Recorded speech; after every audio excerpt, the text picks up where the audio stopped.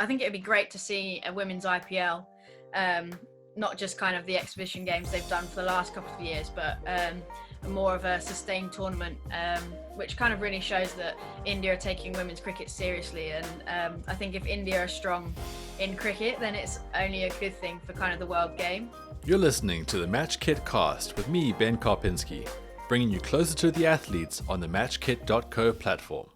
Here in South Africa, we are celebrating Women's Month this August. Since launching in June 2020, MatchKit has enjoyed great success in showcasing some incredible talents from the world of women's sport. One such athlete is our guest this week, English cricketer Tammy Beaumont. Now, if you aren't too familiar with Tammy's achievements to this point, her MatchKit achievement list is, well, it's rather impressive.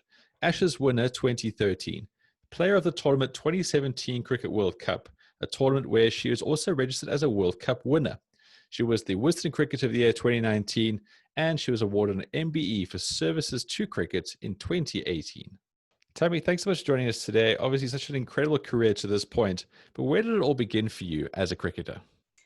I think, like a lot of girls my age, I had an older brother that played and absolutely idolized my older brother. And pretty much if we wanted to see dad, we had to go to the cricket club on Saturday and Sunday as well. So yeah, I got bored of kind of helping mum with the teas and helping her with the scoring. I ended up going out and playing out there with the boys and just fell in love with the game that way and never really looked back. I was really fortunate that my dad he ran the boys team at the club I was at, and there was one time he was short and he actually let me play, and if that hadn't have happened and I hadn't had the support of my parents, then maybe I'd have had a slightly different career. But yeah, I was very fortunate to have supportive parents and an older brother that played. How did you make that progression from being someone who obviously loved the game early on, obviously showed a fair amount of talent? What was the sort of big step towards you getting towards this in a professional career sense? Yeah, and that's where I think the game has changed so much in such a short space of time. My mum tells the story about how I'd go around telling anyone when I was 9, 10 years old that I was going to play for England.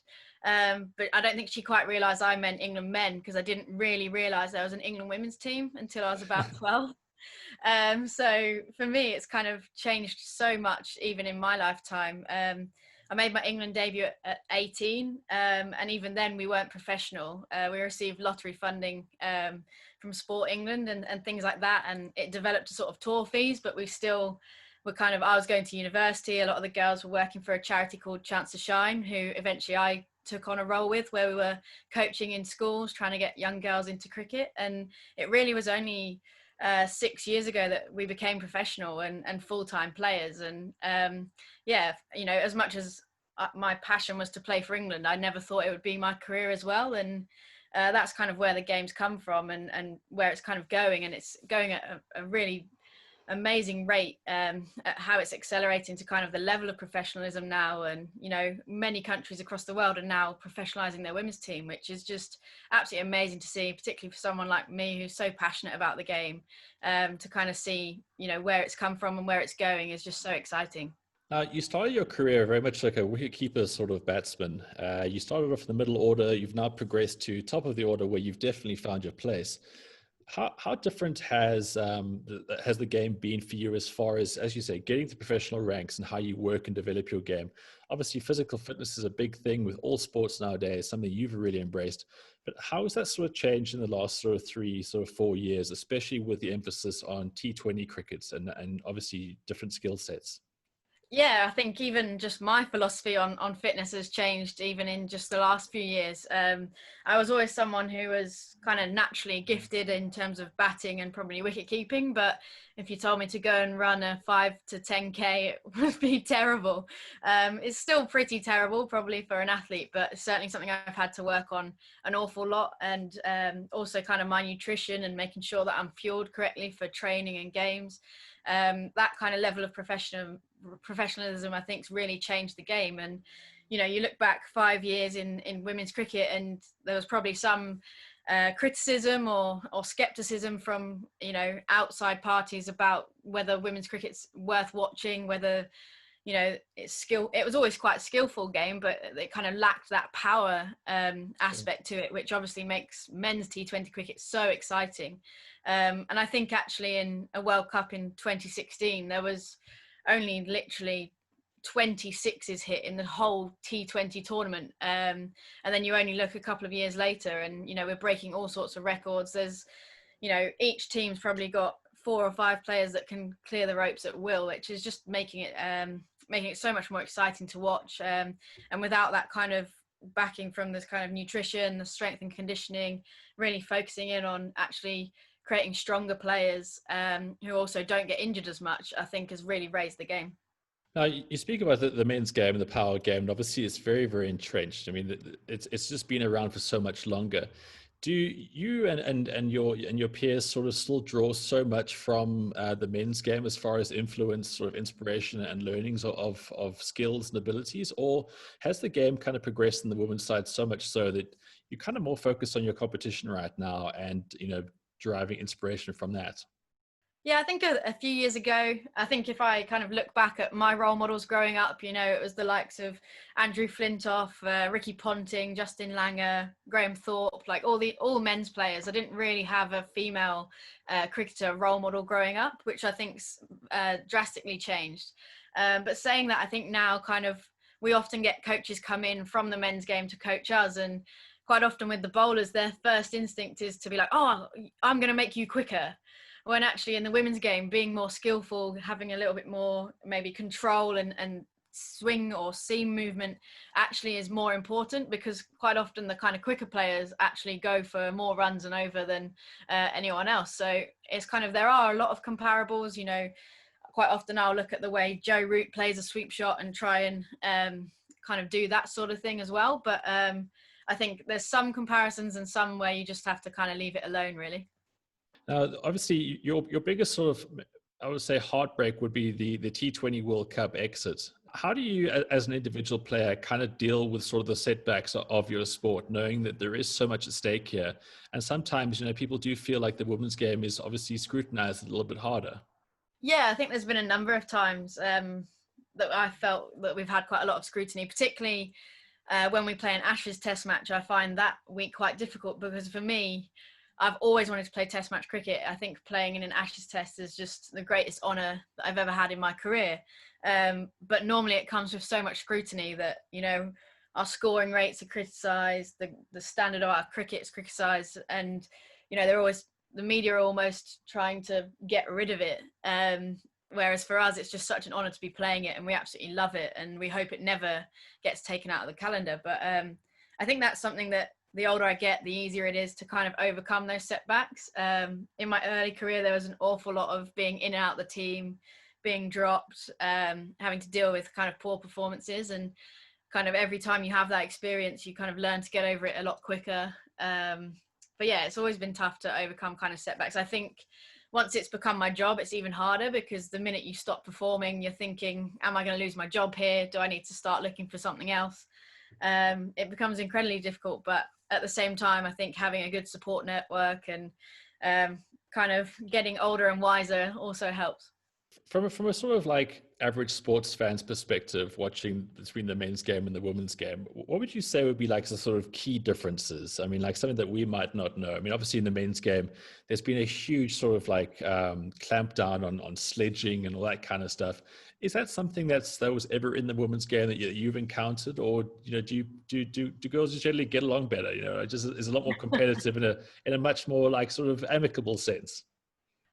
I don't know about that. I think potentially the sledging's not quite as personal. I think there's still certainly a lot of competition and a lot of kind of intense rivalries. Particularly when we go and play someone like Australia, it's, any advantage you're going to get, as long as it's within the laws of the game, you're going to try and do that. I do think that, we probably are quite friendly off the pitch, particularly now that we've been playing sort of the Big Bash, our KSL over here, things like that. You kind of get to know people a lot more off the pitch, and certainly have a lot of friends in opposition teams. But yeah, I wouldn't say there isn't any sledging.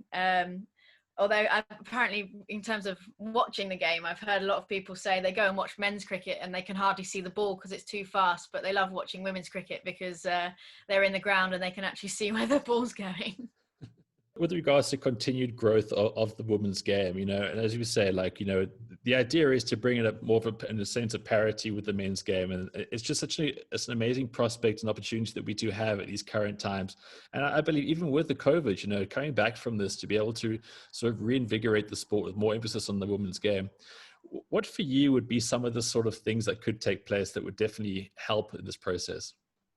That's a really great question. Obviously, we've got our 50 over World Cup supposed to be going ahead in New Zealand in February, March. So fingers crossed the ICC and everyone over there will be able to, get that up and running. And I think the big thing is still being allowed to kind of have crowds where we can. We're just starting to get a following and people turning out to watch games and a real kind of audience on TV and things like that. So I think that's kind of really important to keeping it accessible to everyone. I think it'd be great to see a women's IPL, not just kind of the exhibition games they've done for the last couple of years, but more of a sustained tournament, which kind of really shows that India are taking women's cricket seriously. And I think if India are strong in cricket, then it's only a good thing for kind of the world game. I think another thing that would be really useful would be kind of, at the moment, there's a bit of a gulf between kind of England, Australia, India, South Africa, New Zealand, who are quite professional, have been for quite a few years, and kind of some of the other nations that are kind of developing. There's a bit of a gulf between the kind of standards of the two, and I think really supporting those nations. We saw Thailand come to the T20 World Cup back in January, kind of really getting those nations to really take off and get their standards raised, I think will only be good for world cricket, in that kind of every game's interesting, every series is interesting, instead of it kind of being one of the maybe higher ranked nations just dominating some of the kind of lower ranked nations. I think Sure. that'd be a really good way forward. You have had the honor of a Cricket World Cup winners medal. As a South African, I have no idea what that is, of course, and I don't really know when it does. Where else too in your career? I mean, what are some of the sort of extra goals that you have as you get back into the game now after the COVID break? I think for me, I'd love to put a T20 World Cup winners medal in that kind of trophy cabinet. I think that's the one that's kind of evading us at the minute. We've obviously got our 50 over World Cup next year, and I really hope that we can kind of go back to back with that and really kind of take off in that sense. I think Australia, even though they haven't necessarily held all the World Cups in the sort of last 4 years, I'd really love to kind of get us to world number one and overtake them as kind of the superpower, for want of a better word, in women's cricket, and really kind of take that on and really run with that, really. I think personally I'd love to keep improving, keep challenging. I think my ODI game's I'm really content with that, really happy with how that's going, and I'd like to transfer that into T20 a little bit more and make a bit more of a name for myself there. On your foundation page on your MatchKit profile, it says here that you are the patron of the Rob George Foundation. Tell us a bit more about this and what holds such significance for you. Rob George was a friend of mine at university, and he unfortunately passed away a few years ago of a rare kind of bone cancer. And he kind of was on the cricket committee with me when we were there, sort of trying to get university cricket up and running and trying to improve the club. And he's a real kind of good guy and kind of doing good things for people. And after his death, his family have set up a foundation to try and kind of continue the kind of work he was doing. And he was really passionate about cricket and sport, but also the performing arts. So they're trying to help young people that maybe don't have the financial backing to kind of pursue those things, but also kind of helping people that also went through what he went through with kind of having a terminally ill young person, and hopefully supporting them as well. So it's a new role for me. I've only just taken it on, but really looking forward to getting stuck in with that and hopefully kind of continuing Rob's legacy. Cool. Thank you so much, Tammy. If you do want to get involved in this foundation or just look at Tammy's MatchKit profile, it is matchkit.co/Tammy Beaumont. Tammy, I really appreciate your time today. I look forward to seeing the women's game getting back on after the COVID break. And I wish you all the best out of the middle. Great. Thank you. Are you an athlete looking to better commercialize your career? Visit matchkit.co/register and see what this unique web builder can do for your sporting profile.